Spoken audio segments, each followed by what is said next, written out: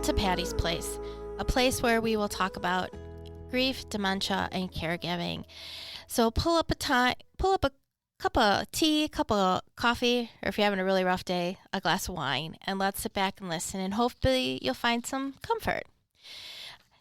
My name's Lisa, and as I have said before, I lost my mom about 14 months ago from dementia, and I've just learned so much about grief going through the process, as well as what dementia is and how to handle it, or beginning to scratch the surface of how to handle it, and different caregiving techniques for it. So today I thought we'd talk a little bit more about grief. One thing that I have definitely learned with the grief experience is that it is not linear. A lot of people think, oh, well, you just have to get through that first year and everything will be okay. And sometimes you think, oh, with your feelings, you think that sadness is the only emotion you feel during grief. And really, it's just one of many, many emotions that you feel during grief. You might feel sadness, you might feel anger, you might feel frustrated, helpless, fatigued, exhausted, confused, overwhelmed, and all of the above, and things I didn't even mention. And we also think that and all of those feelings are correct. There really is no wrong feeling with grief. Sometimes you think that if a person's going through grief, all they do is cry. They may cry, they may not cry. They may also be super hyper and have to be busy. Or they might be like I did some weekends where I couldn't get out of my pajamas and I just watched TV all weekend because I just couldn't find the energy to do anymore. And all of that is okay because you're trying to adjust to a new normal, so to speak. You're trying to figure out how to go on without this loved one in your life. Or if you are living with dementia, you're trying to figure out this new person in your life because they're still your loved one, but they're not because they're different. So you're having that anticipatory grief as well. And a lot of times people think that grief just affects us emotionally. Like it's just an emotional thing. But really it affects us in every single way. It affects us physically, emotionally, mentally, and even spiritually on that. Our bodies hurt. We're tired. We don't feel good. We might feel so foggy and we don't know why. Our stomach might hurt and we don't know why. We just might not feel right. And we don't know why.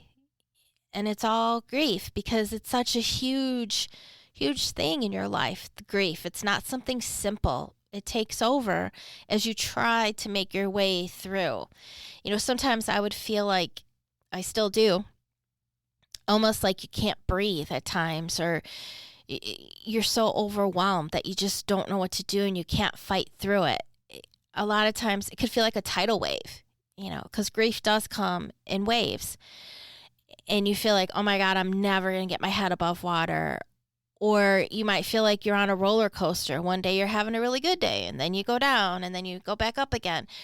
Or then you might feel guilty on the days that you do feel good, and then you think, oh, someone's going to think that I didn't feel right, how I shouldn't be happy right now. And it's okay to have those moments of joy. Or maybe you just feel angry and you don't know why you feel angry. Maybe you're angry at the person who died or the person who's sick. Because why did they have to get sick? Why did they have to die? Maybe you're angry at other people that are close to you and you don't know why. You're just, everybody's irritable and that's it's all okay.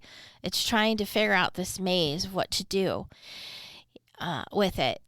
What I have found, and through working with grief counselors, and that is that the best thing, at least for me and for a lot of people, is to feel the feeling in that moment.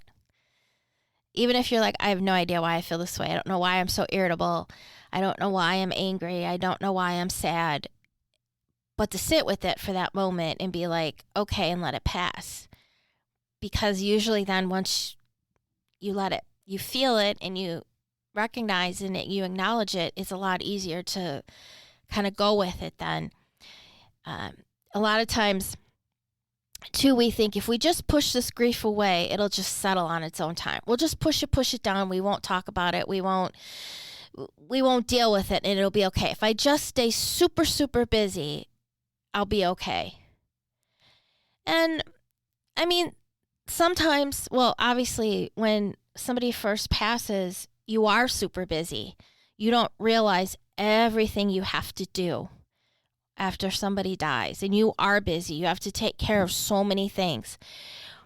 But then once everything is taken care of, you're just there. It's almost like that's when the grieving almost really begins, or that's when you really feel the loss, because now they're gone and you took care of everything, not just the funeral or the wake, the funeral, the services, the insurance, the bank, the bills, cleaning out their rooms, cleaning out all of their clothes and that.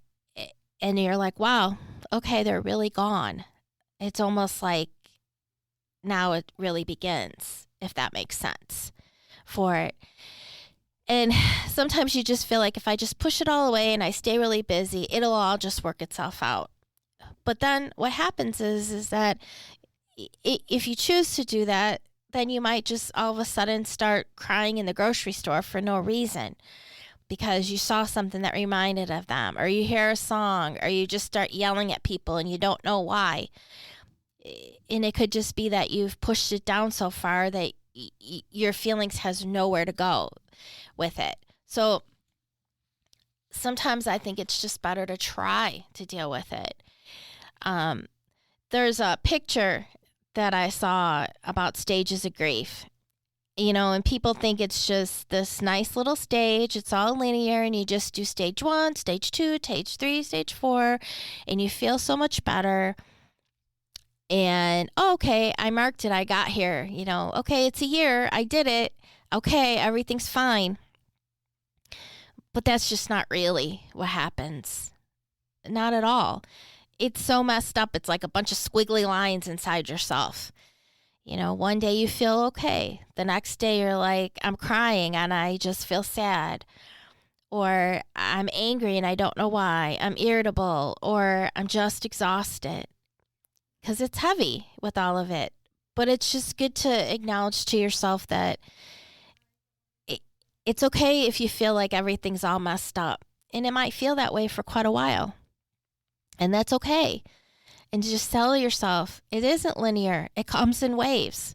And right now, I'm drowning. As that, there's a Chris Young song, if you follow country music. And that's exactly what his song is called, Drowning. And that's what it is. It comes in waves, and tonight I'm drowning. And that's okay. It's okay, because sometimes you just need to feel that to be able to kind of get to that next feeling that you need to feel, or just, hey, you know what? Today I feel okay, or today I don't. Those types of things. A lot of times, as we think about grief as in waves, we also might think about it as like a roller coaster, which I kind of like that analogy, because it's really how it feels. Because I'm not really a roller coaster person, but I totally get it, because you feel, one day you feel up, and then all of a sudden you just drop and you don't know why. Kind of like that feeling when you're on a roller coaster, your stomach drops and you're like, oh, now I'm all the way down here. The ups and downs of the valleys with it. And we don't always get to decide the direction that we're going to go in. Some days we think we're going to do one thing, and then something just comes out of the blue. Somebody might say something, you hear something, you see something, and you are back down there. And that's okay. That's when you just need to acknowledge and say, this is how I feel right now. This is what I need. This is what I'm talking about. Or I don't feel clear right now, which is easy to say and hard to do in society, because we really don't like to talk about grief. We don't like to talk about what it does to us. Everybody's there in the beginning and right at the very end. And they're always there if you need anything, if you want to talk, everything.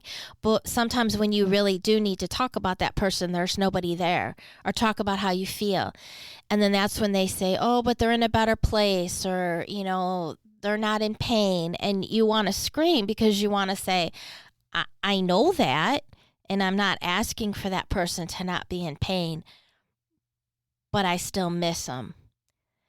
And it's not an easy topic that people like to talk about because it makes people feel uncomfortable because they don't know what to say. And a lot of times all you need is for someone to say, I'm going to listen. And it's okay that you're feeling all messed up today and you don't know why. It's okay. Look at what you've been through. Acknowledge it.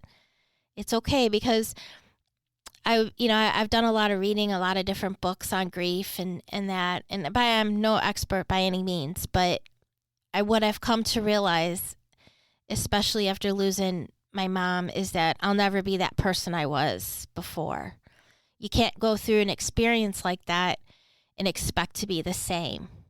And I think that's what we try to do. We try to think that we're going to go right back and just jump right back into how things were. You really can't because you've been through this experience that is really hard. So you have to learn how to adjust and put those feelings and what you went through into a new perspective, which is hard. And I know for me, I feel lost a lot of times, like just lost. I just don't know where I am, where I belong, what works, what doesn't work.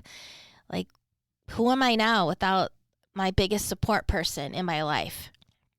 And it's hard sometimes.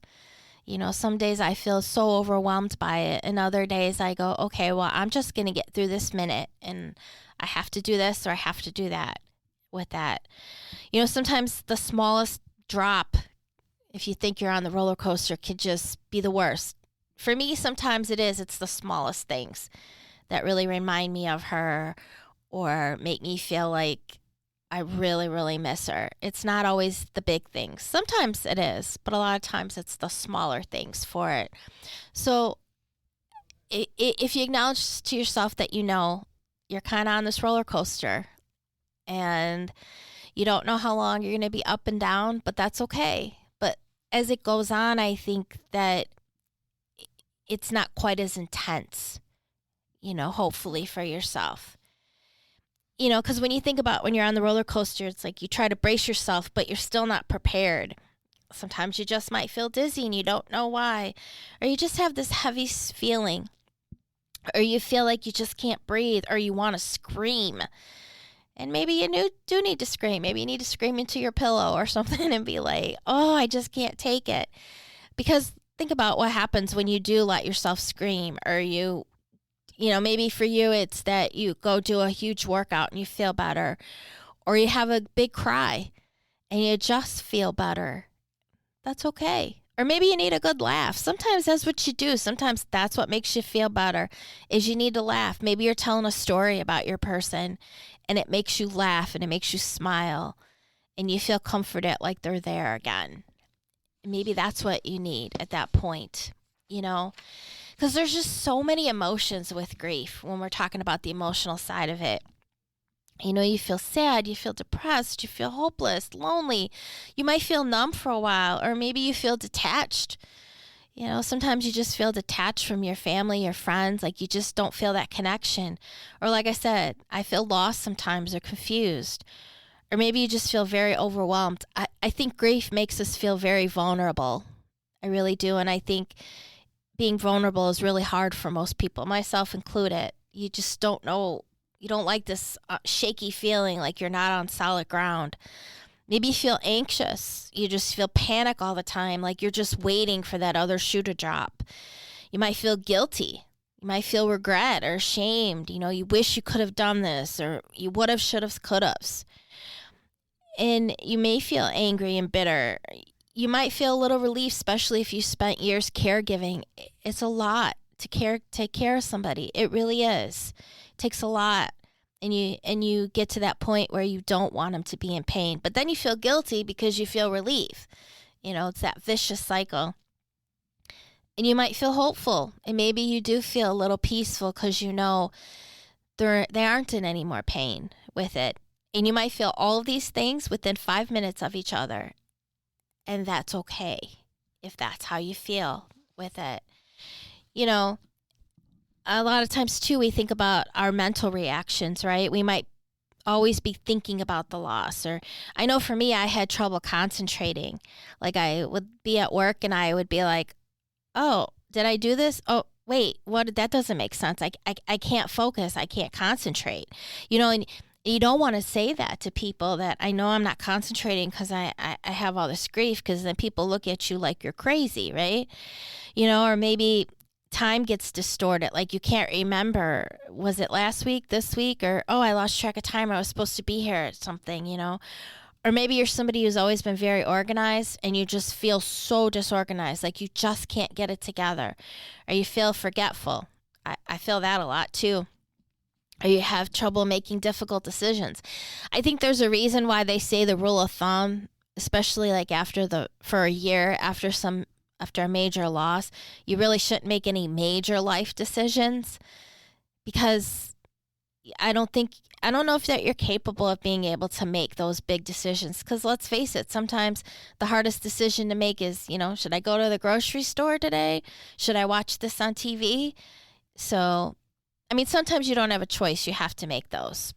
And I know too, I have a lot of flashbacks. I think about days or the weeks that I was with my mom taking care of her. I think back, to how she was. I think back of how she was before she got dementia, how she was during dementia, taking care of her through all of that. And I can't help it. It flashbacks to me sometimes on different days and times, and things that I brought her, things that we talked about, those types of things. And I realized, well, that's all normal. Of course I'm going to think about that, especially with anniversaries or holidays, or maybe it's a song, or I'm just thinking about talking to her, going and visiting her, because you feel lost after a while, especially when you were taking care of somebody. Or even if it was sudden, all of a sudden you're like, okay, I don't have this person to call anymore. This is who I would have talked to. Or how can they not be here?